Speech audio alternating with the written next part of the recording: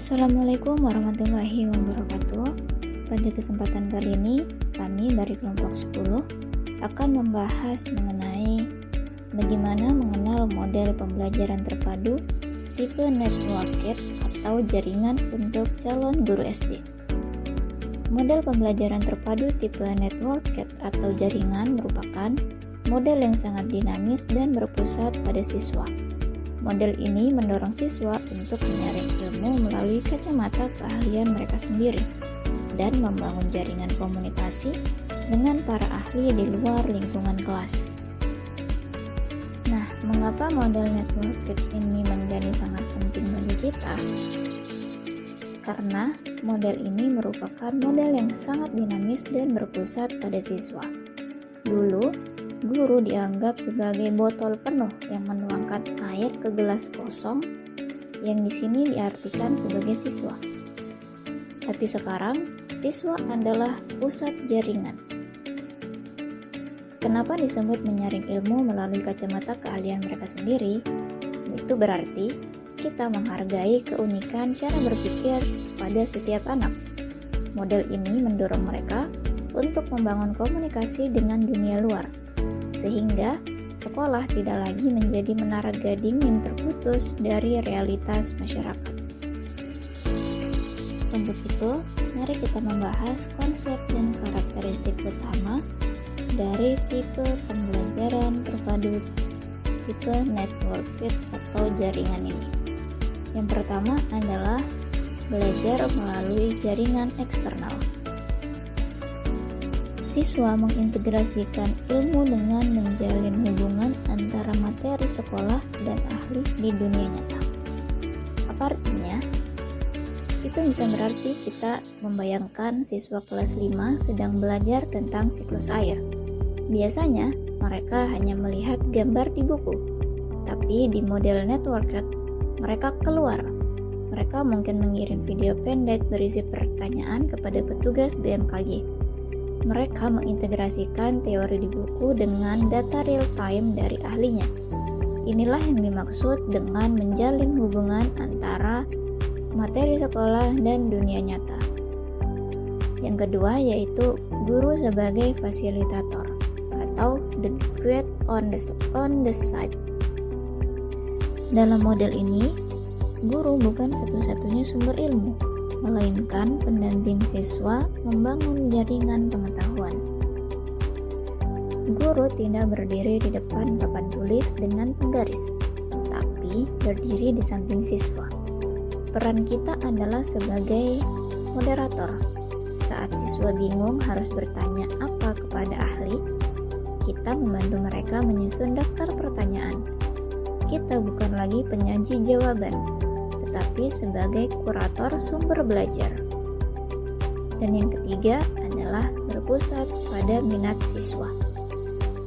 Inisiatif belajar sepenuhnya datang dari topik atau masalah yang ingin dipecahkan oleh siswa.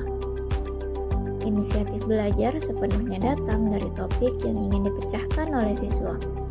Jika seorang anak hobi bermain games, dia bisa belajar sejarah melalui jaringan komunitas pengembang game sejarah. Ketika minat sudah ada, guru tidak perlu lagi bersusah payah memaksa mereka belajar, karena mesin penggeraknya adalah rasa ingin tahu mereka sendiri. Materi selanjutnya yaitu langkah penerapan atau sintaks. Yang pertama, identifikasi atau penelusuran awal, di mana siswa menentukan topik minat dan mencari informasi dasar melalui buku atau literatur sekolah. Yang dimana ini adalah tahap membangun fondasi.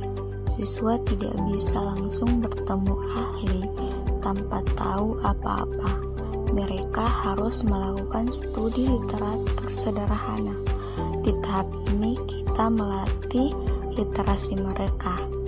Mereka belajar membedakan mana informasi yang valid dan mana yang hanya mitos di internet sebelum mereka melangkah ke tahap selanjutnya. Yang kedua, pembentukan jaringan atau networking. Siswa menghubungi pihak luar, ahli, praktisi, atau komunitas untuk mendalami topik tersebut. Di sini terjadi interaksi sosial. Siswa belajar bahwa ilmu itu ada pada orang lain. Mereka belajar sopan santun, menghubungi orang dewasa, belajar cara wawancara, dan belajar mendengar. Ini adalah pendidikan karakter yang tersembunyi, hidden curriculum dalam model network. Yang ketiga, integrasi dan refleksi. Siswa mengolah hasil diskusi dengan ahli dan mempresentasikan keterhubungan antara berbagai disiplin ilmu, di mana setelah mendapat data, mereka tidak sekedar mengumpulkan laporan. Mereka harus merefleksikan apa hubungannya ilmu dari Pak Polisi tadi dengan pelajaran PKN kita.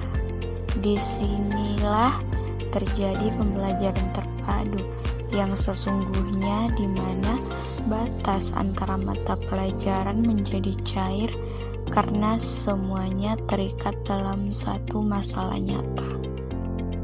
Materi selanjutnya yaitu analisis kritis.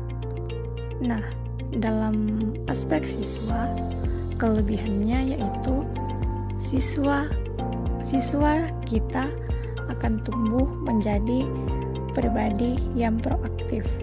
Namun, sebagai guru SD, kita harus waspada. Anak-anak mudah teralihkan. Jika informasinya terlalu luas, mereka bisa bingung. Tugas kita adalah memberikan batasan agar mereka tetap di jalurnya. Dalam aspek materi akan sangat segar. Namun, tantangan terbesarnya adalah infrastruktur. Jika sekolah kita berada di daerah terpencil dengan internet terbatas, jaringan ini tidak harus digital. Ahli bisa berarti tokoh adat, petani sukses di desa, atau perajin lokal. Jaringan tidak selalu berarti internet, tapi hubungan antar manusia. Yang terakhir yaitu aspek proses. Kita harus sadar bahwa proses ini memakan waktu. Tidak bisa selesai dalam satu pertemuan. Ini adalah investasi jangka panjang untuk membentuk pola pikir ilmiah siswa. Sebagai kesimpulan, model network bukan sekedar metode mengajar, tetapi bagaimana cara kita mendidik anak agar sadar bahwa mereka adalah bagian dari ekosistem ilmu pengetahuan global. Mari kita mulai menjadi guru yang berani untuk membuka pintu kelas lebar-lebar bagi dunia luar. Sekian yang dapat kami sampaikan pada kesempatan kali ini. Saya mewakili teman-teman kelompok 10 mengucapkan mohon maaf apabila ada kesalahan, dan saya akhiri dengan ucapan wabillahi taufiq wal hidayah. Wassalamualaikum warahmatullahi wabarakatuh.